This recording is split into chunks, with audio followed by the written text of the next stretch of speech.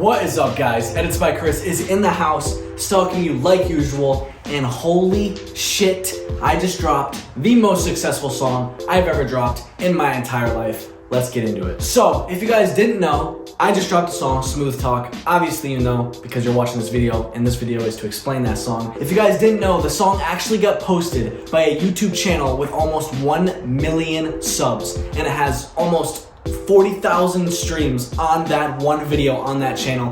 Their most popular video is a fucking Tupac album. So that basically means me and Tupac are right there next to each other. But yeah, so I dropped Smooth Talk. I had a lot of questions about the song. I'm gonna take this video, I'm gonna explain the lyrics, I'm gonna explain the song, and just thank you guys. I cannot thank you guys enough. I've never had a song go this crazy in its first week of dropping. I'm recording this video to come out 2 weeks after the song dropped, and in its first week, it did over 30,000 streams. I've never had any type of song do that. I dropped an entire project in 2020, Teenage Years, and that did 5,000 streams first week. That was 15 fucking songs, and Smooth Talk is one song, and it did 6 times that in its first week as a single song. Like, that is unbelievable. I cannot thank you guys enough. I've gotten so many DMs, so many texts, so many new people that have found my music, and that's the point of all this, trying to gain exposure. And I promise you, if you think Smooth Talk was good, you have no idea what's about to happen. All right, first things first, let's get into the mind state that I was in when I wrote this song. For those of you that don't know, I actually wrote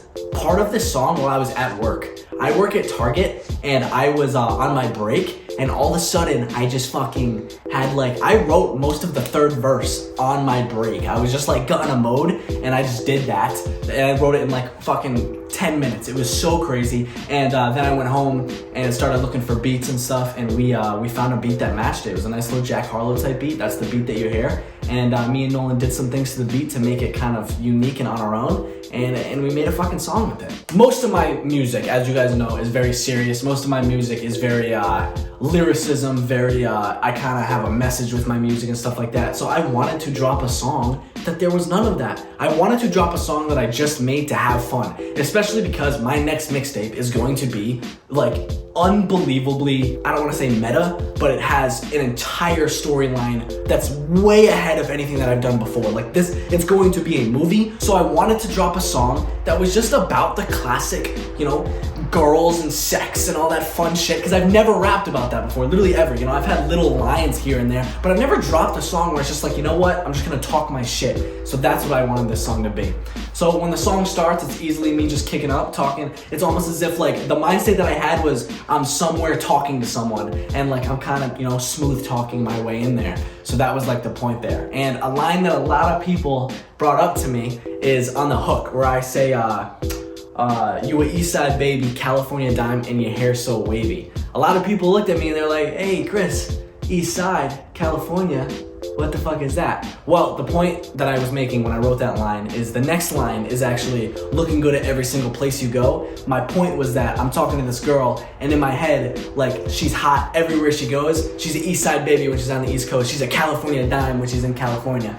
Looking good at every single place. That was the point that I wrote. A lot of people were confused about that because it sounds like 2 different complete lines, but it does carry on, and that's why it's a hook. The most cocky verse that I've ever written is 100% that third verse. Every single person that talked to me they did not expect me to go where I went on that third verse. I went in for the fucking kill on that third verse, and I'm not gonna talk about it crazy. I'm not gonna get into details, but if you go and listen to the song, you know that I really do go into it. As you guys know, I went through a breakup. I said that in my video that I dropped called Life about a month and a half ago, 2 months ago, something like that. And that was a big thing for me this year. That was a really big thing.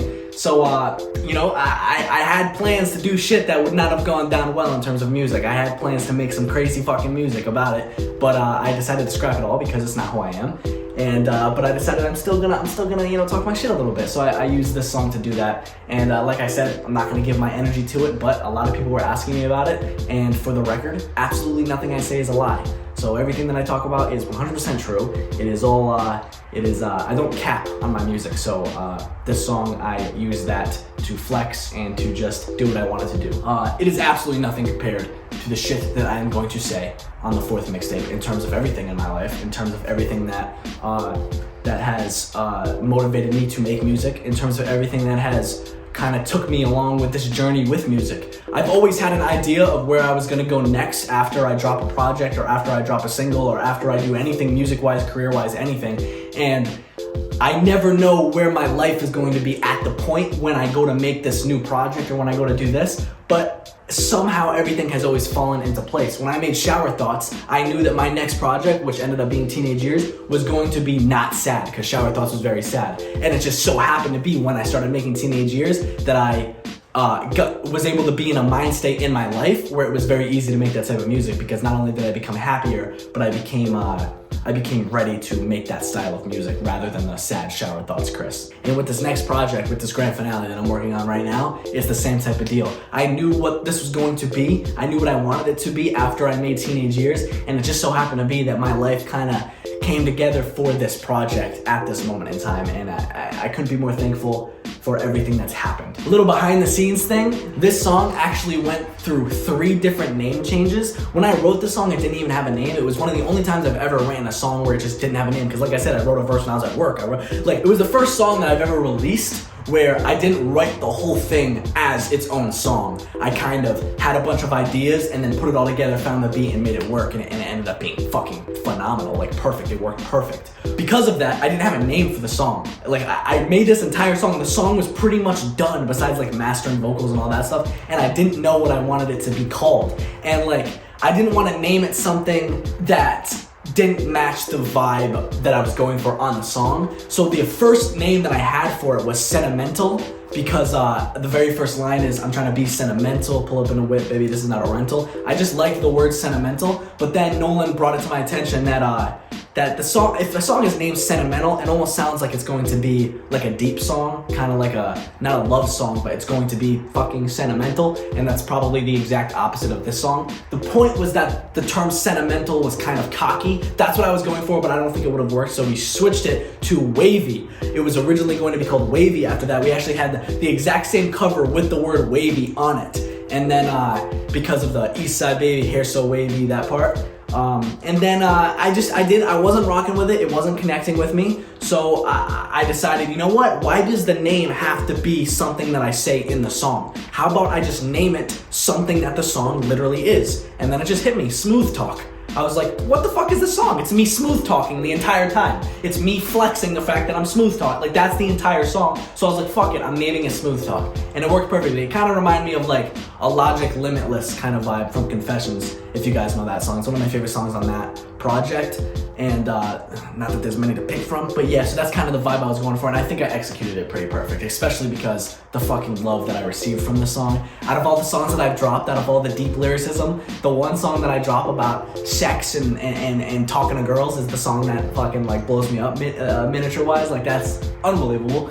But I'm not complaining. I'm extremely thankful, and the fact that everybody is actually like resonating with the music that I create is something that you know, I dream about every night, and the fact that I see it come to fruition is unbelievable. So anyway, without further ado, that is it for this video. Like and feel the video if you guys enjoyed. Subscribe to my channel, Edits by Chris. I try to make the videos that you guys love and that I love too. So peace out, Edits by Chris out. You guys know I love you. Stay awesome. Have a phenomenal day. Mixtape 4 coming soon, 2022. And in the meantime, I'm not going to be dropping any music until we really get going on Mixtape 4, because I'm really focusing on Mixtape 4 right now. And but I will be dropping some YouTube videos. I got a few ideas in terms of like setups and stuff like that. Maybe something with Nolan, you know. I always got something up my sleeve. I told you guys I'm not going to be focused on YouTube as heavy because I want to focus on music. But still going to be here, not going to disappear, all right? Love you guys. Have a phenomenal day. And if I don't see you before then, Merry Christmas, Happy New Year, all right? Peace.